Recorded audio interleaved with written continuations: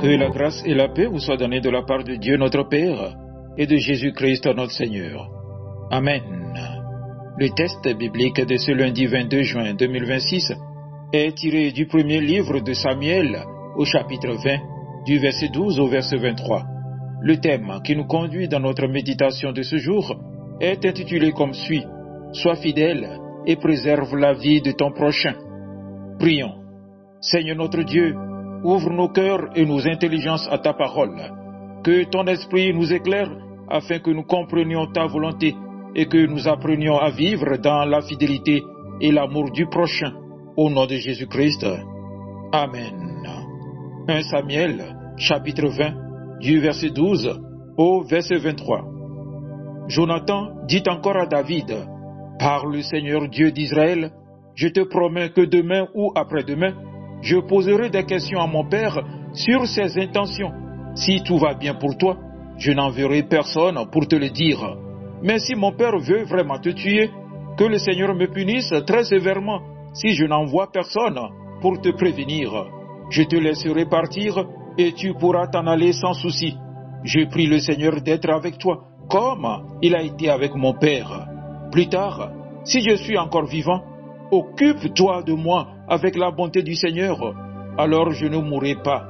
Et si je meurs, continue à montrer de la bonté à ma famille, même quand le Seigneur détruira tous tes ennemis un à un sur cette terre.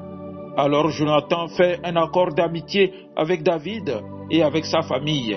Il dit que le Seigneur se venge des ennemis de David. Jonathan demande aussi à David de faire un serment au nom de son amour pour lui. En effet, Jonathan aime David de tout son cœur. Jonathan lui dit encore: Demain, à la fête de la nouvelle lune, les gens verront que tu n'es pas là, car ta place sera vide. Après-demain, tu iras jusqu'à l'endroit où tu t'es caché la dernière fois. Tu te cacheras derrière le tas de pierres qui se trouve là-bas.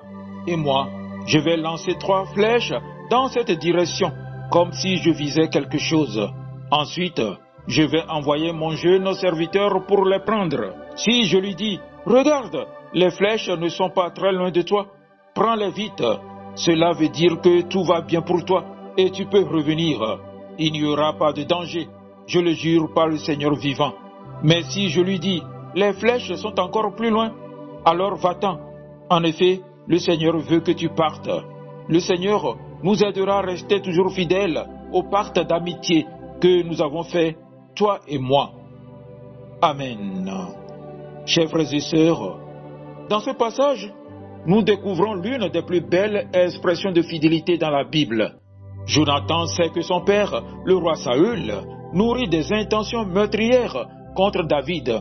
Pourtant, au lieu de céder à la peur, à la pression familiale ou à ses propres intérêts, il choisit de rester fidèle à son ami et de veiller sur sa vie. Jonathan s'engage à rechercher la vérité concernant les projets de Saül et à les communiquer honnêtement à David. Cette attitude nous enseigne que la fidélité véritable est toujours liée à la vérité. Une personne fidèle ne trompe pas, ne dissimule pas volontairement ce qui peut mettre l'autre en danger, mais agit avec intégrité et transparence. Ensuite, Jonathan manifeste un amour désintéressé. Bien que David soit appelé à devenir roi à sa place, il ne le considère pas comme un rival. Au contraire, il cherche son bien et renouvelle avec lui son alliance devant Dieu. La fidélité ne consiste pas seulement à rester attaché à quelqu'un lorsque tout va bien. Elle se révèle surtout lorsque les circonstances deviennent difficiles ou lorsque nos propres intérêts sont en jeu. Enfin, Jonathan passe de la parole à l'action. Il met en place un plan précis pour avertir David du danger qui le menace. Grâce à son courage, sa vigilance et à son engagement, David pourra échapper à la mort. Cette attitude nous rappelle que la fidélité authentique se traduit par des actes concrets. Elle pousse à protéger, soutenir et parfois même défendre ceux qui sont exposés à l'injustice ou à l'adversité. Ce message demeure très actuel. Aujourd'hui, préserver la vie de son prochain ne signifie pas seulement le protéger d'un danger physique, Cela consiste aussi à veiller sur son bien-être moral, émotionnel, social et spirituel. Être fidèle, c'est rester loyal dans nos relations, tenir nos engagements et demeurer présent auprès de ceux qui traversent l'épreuve. C'est également refuser les paroles qui blessent, les commérages et les calomnies qui peuvent détruire une réputation ou décourager une personne. Comme Jonathan, nous sommes aussi appelés à soutenir ceux qui sont fragilisés par les difficultés de la vie, à défendre ceux qui subissent l'injustice et à encourager ceux qui perdent courage. Un conseil sage, une parole d'encouragement, une écoute attentive, une aide concrète ou une prière sincère peuvent parfois préserver une vie plus que nous ne l'imaginons.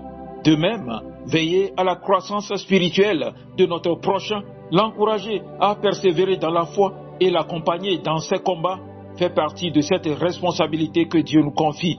À travers l'exemple de Jonathan, Dieu nous appelle à être des hommes et des femmes de confiance, des artisans de paix et des protecteurs de la vie.